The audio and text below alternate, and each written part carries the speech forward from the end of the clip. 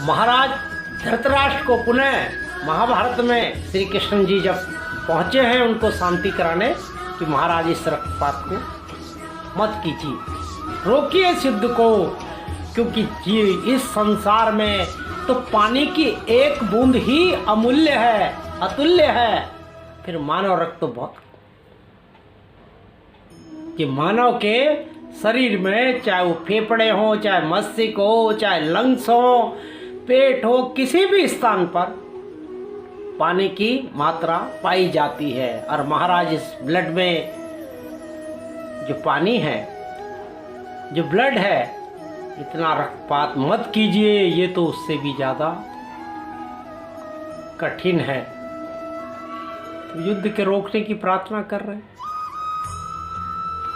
लेकिन होनी बलवान है वो एक अलग बात है। लेकिन पानी का महत्व कितना महाराज कृष्ण ने महाभारत में, विष्णु पुराण में, ऋग्वेद में, अथर्ववेद में और स्थापित वेद में बहुत तरीके से बताया गया।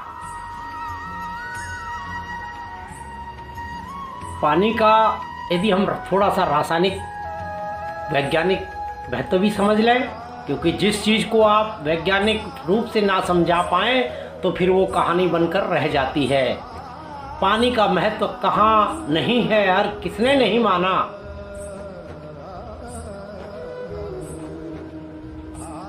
पानी का रासायनिक नाम डाई हाइड्रोजन ऑक्साइड है, जिसका फॉर्मूला H2O जो हमने पढ़ा है। पानी के एक अणु में हाइड्रोजन के 2 परमाणु और ऑक्सीजन का 1 परमाणु परस्पर सहसंयोजक जी कोवैलेंट बॉन्ड से बंधे रहते हैं। ऑक्सीजन सामान्यतः नेगेटिव आयन होता है और हाइड्रोजन पॉजिटिव। तो इस नेगेटिव पॉजिटिव आयन का आपस में कोवैलेंट बॉन्ड बन जाता है। एक और विचित्र बात कि पानी एकमात्र सृष्टि का ऐसा पदार्थ है जिसको 3 अवस्था में पाया जाना बड़ा सरल है। 0 डिग्री सेंटीग्रेड पर से नीचे फ्रिज में आपने देखा होगा बर्फ़ बन जाती है। साधारण उसमें फ्रीजर में जो बर्फ़ है, जो आपके नीचे फ्रिज में बोतलों में, वो पानी है साधारण तापक्रम पे थोड़ा कम। और यदि चाय बनाते बहुत ज़्यादा तेज़ी से उबल जाए तो फिर 100 डिग्री के बाद वो गैसियस अवस्था में, भाप जो है उस अवस्था में हमें दिखाई देता है। अच्छा, पानी में एक गुण और है, हर चीज़ ठंडा होने पर सिकुड़ती है या ठंडा होने पर फैलता है।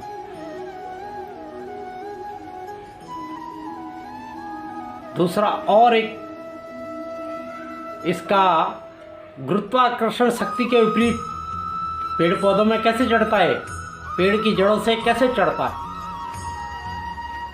किसी पानी की बाल्टी में आप एक पाइप पतला सा डाल दें ऊंचाई पे, तो धीमे धीमे उसकी अपनी ऊंचाई से वो बाहर भी निकलने लगेगा। पेड़ पौधों में गुरुत्वाकर्षण के विपरीत ये चलता है।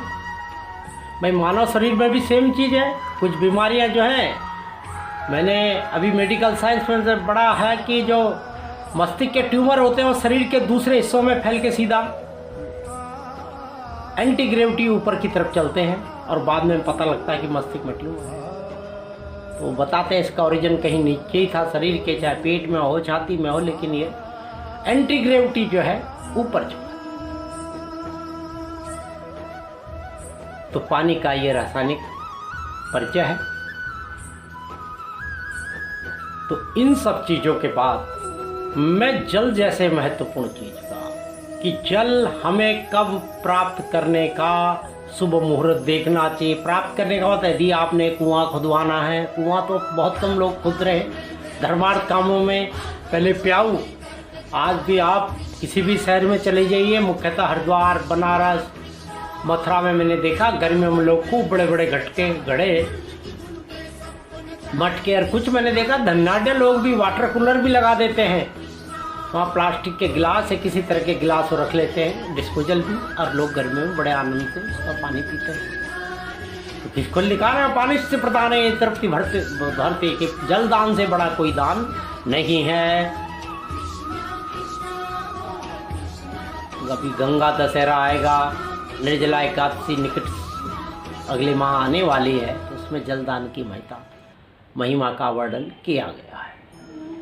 तो मेरी अगली वीडियो में मैं आपको बताने का प्रयास करूंगा कि जल को हमें किस दिशाओं से लेना चाहिए, कौन से अपने भवन के किस दिशा में जल के स्रोत को हमें प्रारंभ करना है, चाहे वो कुआं खुदवाए, चाहे बोरवेल खुदवाए, चाहे हम वाटर सप्लाई का कनेक्शन लें, तो सर्वप्रथम हमारे भवन के किस भाग से जल को प्रवेश करना है, अंडरग्राउंड हमें कहाँ बनाना है।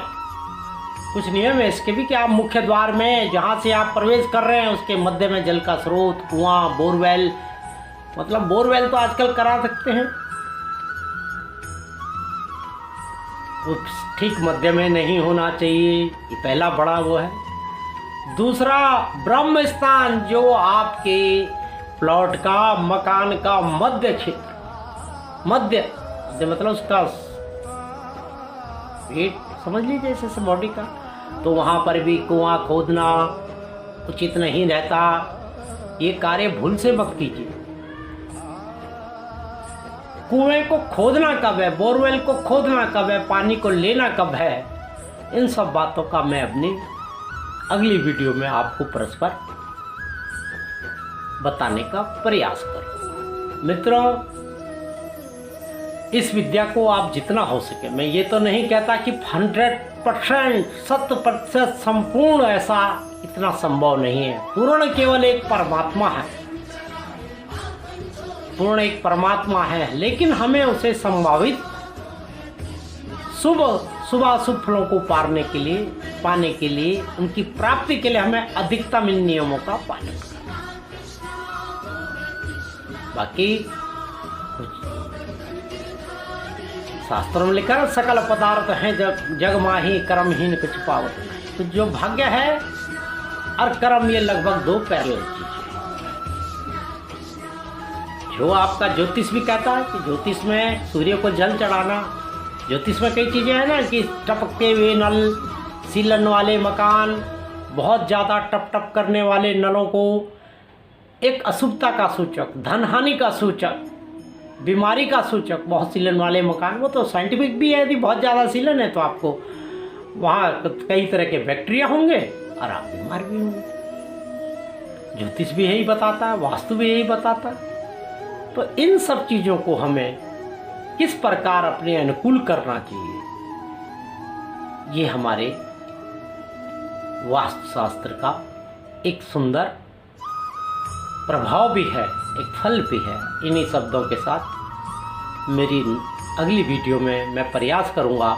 मुझे उम्मीद है कि मैं जल का महत्व ज्योतिष, रासायनिक और धार्मिक इतिहास आपको बताने में सफल रहा हूँ। इन्हीं शब्दों के साथ जय बद्री केदार।